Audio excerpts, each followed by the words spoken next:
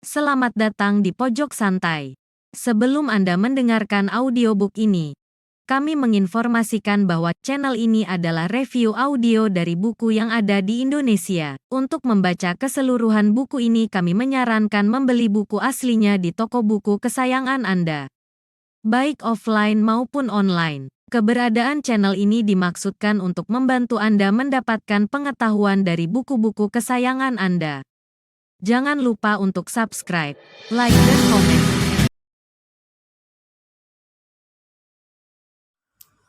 Selamat datang di Pojok Santai, channel khusus yang membahas komik dan novel dengan cara asyik. Andika alias Pendekar Slebor berhasil mengelabui Ki Rawerontek dan selanjutnya pergi. Kemanakah Ki Rawerontek pergi? Yuk langsung saja disimak video berikut ini.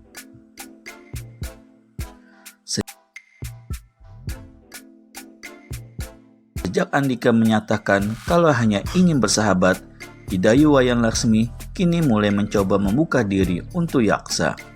Gadis itu baru sadar betapa bodohnya telah menyangka Andika jatuh hati padanya. Dia mabuk terhadap sikap manis pemuda yang tak hanya gagah, tapi juga tampan itu. Semestinya dia tahu kalau sikap manis tidak selalu berarti cinta. Rupanya, cinta dari dirinya sendirilah yang membutakan mata hatinya selama ini. Untunglah, Andika tak terlambat memberi pernyataan. Kalau tidak, tentu gadis itu akan mengalami kekecewaan mendalam. Kebutaan mata batin akibat kasmaran pada Andika itu pula yang menyebabkan Idayu Wayan Laksmi mengacuhkan cinta seseorang, cinta milik Yaksa. Selama ini, dia merasa telah menelantarkan sebutir mutiara hati milik Yaksa yang hendak dipersembahkan padanya. Senja ini, Idayu Wayan Laksmi duduk menyapa Bayu, sejuk di tangga gubuknya. Semalam, Yaksa datang berkunjung. Pemuda itu memberanikan diri untuk mengungkapkan cinta padanya. Saat itu, Idayu Wayan Laksmi diam saja. Dalam hati, gadis itu menilai kalau pemuda itu cukup tampan, dan dari pembicaraan bisa sedikit dinilai kalau pribadinya cukup baik. Yaksa berjanji akan kembali lagi senja ini. Entah kenapa, Idayu Wayan Laksmi menjadi agak berharap. Sempat terpikir olehnya kalau harapan yang terpecik untuk Yaksa hanya sekedar untuk menghibur diri dari kekecewaan yang dialami saat ini. Namun pikiran itu segera ditepisnya.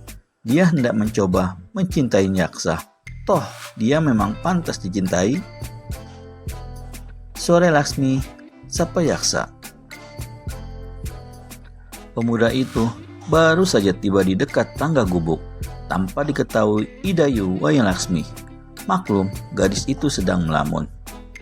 Oh, beli Yaksa, sambut Idayu Wayan Laksmi agak terkejut. Kau sedang menungguku atau menunggu seorang pemuda tampan yang sering kulihat menginap di gubukmu? Tanya Yaksa. Idayu Wayan Laksmi tersipu, wajahnya berubah merona menggemaskan. Tadi Beli menyebut-nyebut seorang pemuda. Idayu Wayan Laksmi balik bertanya, berusaha mengikis kerikuhan. Ya, memang. Apa benar? Benar apa Beli? Kau sedang menunggu pemuda itu? Dia kekasihmu? Cica Yaksa menggoda, namun berkesan menyudutkan. Beli Andika maksudmu?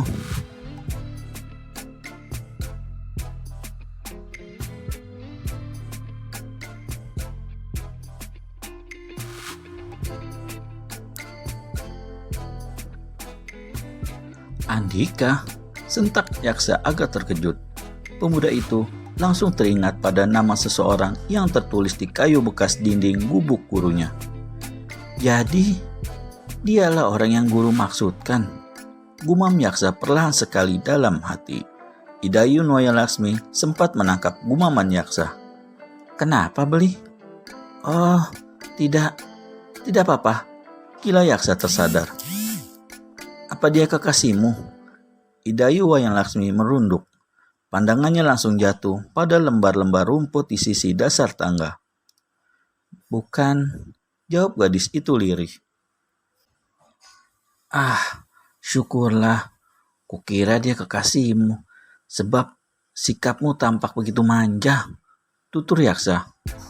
"Aku manja, karena dia kuanggap sebagai kakakku. Kau kan tahu aku tak memiliki kakak." Jelas Idayu Wayalaksmi berdusta.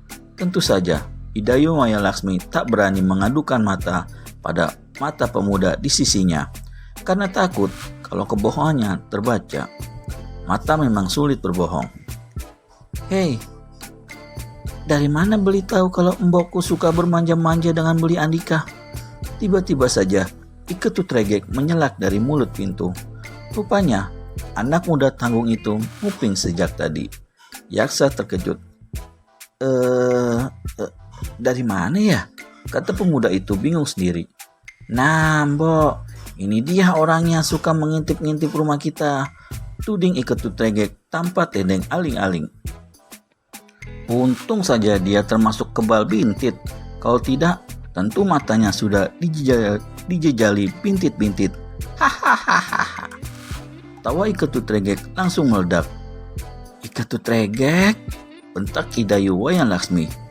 Idayu Wayalaksmi memang sering kali jengkel dengan sikap adiknya yang berbicara seenak perut sendiri. "Mbok," seru Ike Tutregek balik membentak. Setelah itu tertawa lagi. Idayu Wayalaksmi jadi tak sabar. Di tangannya kebetulan ada sisir kayu berujung runcing. Sebelum bertemu Yaksa, rambutnya memang sempat ditata sedikit. Dengan sisir itu disodoknya Ike Tutregek di belakang. Maksudnya ingin menyodok bahu anak itu. Tapi karena Ike Tutregek bangun mendadak, yang menjadi sasaran justru kantung menyannya. Adau! Ike Tutregek berjingkat-jingkat ke sana kemari dengan mulut meringis. "Is, Mbok keterlaluan.